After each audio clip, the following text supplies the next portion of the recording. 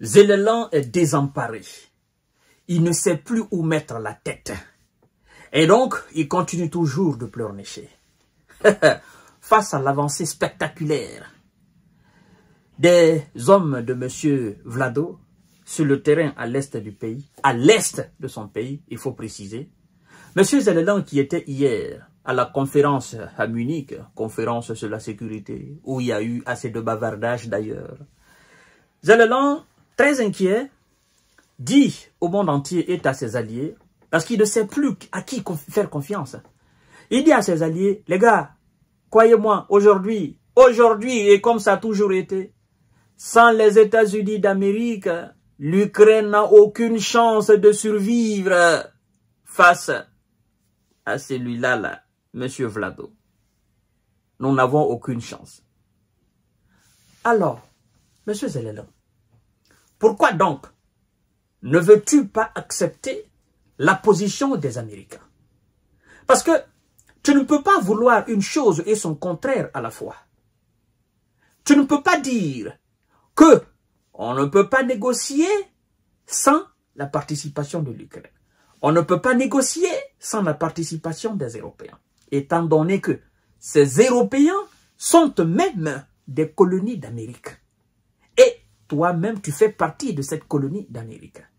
Et donc, si l'Amérique doit s'asseoir autour de la table avec son égal, est-ce que ceux qui sont colonisés ont le droit de s'asseoir autour de la table? Mais non. Non. Vous n'avez même pas droit à être informé parce que vous êtes sous tutelle des États-Unis d'Amérique. Est-ce que tu comprends ce que je suis en train de dire, Zelensky? À partir du moment où toi-même tu te rends compte que sans les Américains, ton pays ne pourra pas survivre. Et donc, tu donnes raison à M. Vladimir Poutine, n'est-ce pas? Mesdames et messieurs et mesdemoiselles, disons mot par mot ce qui est sorti de la bouche du principal concerné. À l'occurrence, votre humoriste préféré, M. Zelensky, qui doit bientôt partir. Mais avant de poursuivre le visionnage de l'émission, laissez-moi vous rappeler quand même, c'est pas mal, 2, 3 justes phrases.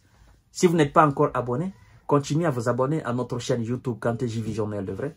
Activez la cloche de notification pour ne plus rater nos émissions et partagez la vidéo. Chacune de vos actions permet le développement de notre chaîne. Le but, c'est d'atteindre le 1 million d'abonnés afin d'informer le maximum de personnes. Nous sommes aussi sur Facebook et nous avons notre page qui s'appelle le Géopolitologue. Si vous êtes intéressé, nous avons aussi une très belle communauté là qui est en train de se développer petit à petit, mesdames et messieurs. Vous savez, depuis 2022, nous sommes sur ce dossier-là. L'Ukraine aura peu de chances de survivre sans le soutien des États-Unis d'Amérique, affirme Volodymyr Zelensky.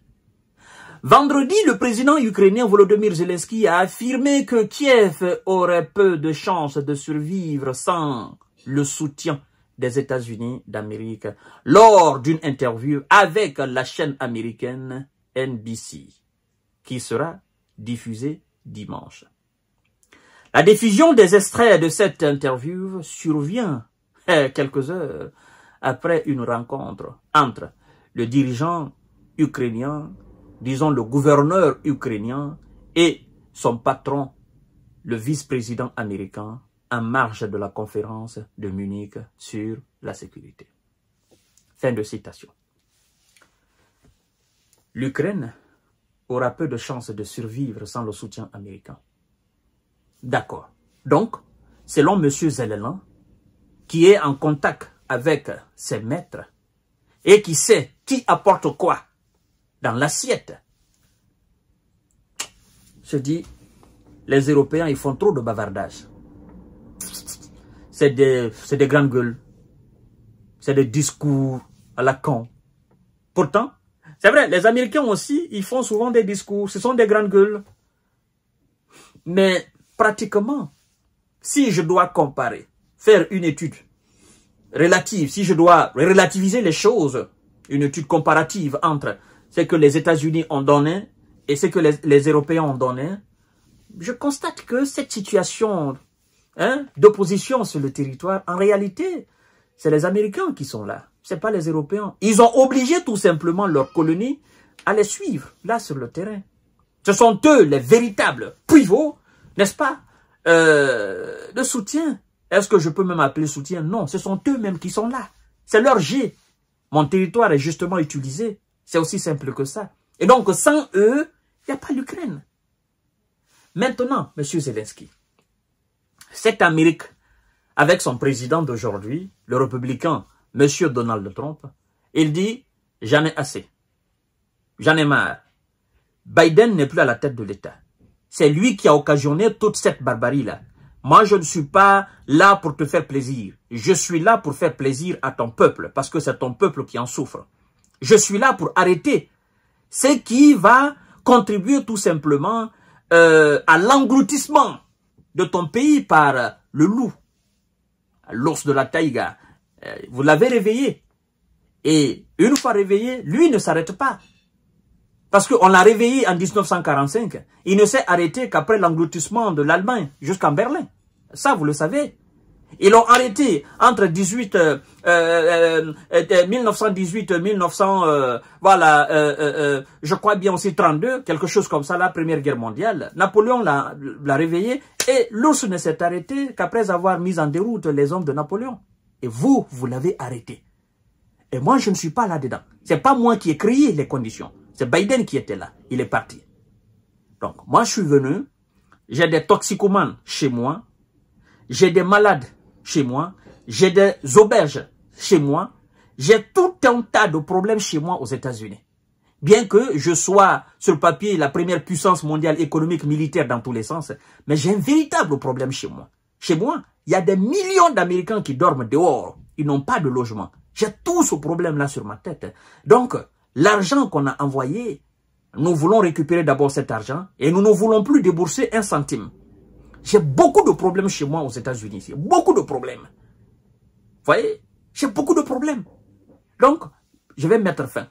Parce que si on continue comme ça, là, c'est mon pays qui va perdre. Je vais perdre ma première puissance, ma première place, au profit de la Chine et voire même de la Russie. Tu vois, l'économie russe se porte très bien. Par contre, moi, je suis endetté jusqu'à la clavicule. Donc, arrêtons.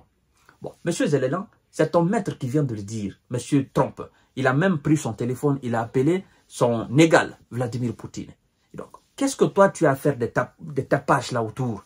Oh non, il faut que nous soyons là, nous soyons ceci. Toi-même, tu es conscient que sans lui, ton pays va perdre. Ton pays va disparaître. Alors, soumets-toi tranquillement.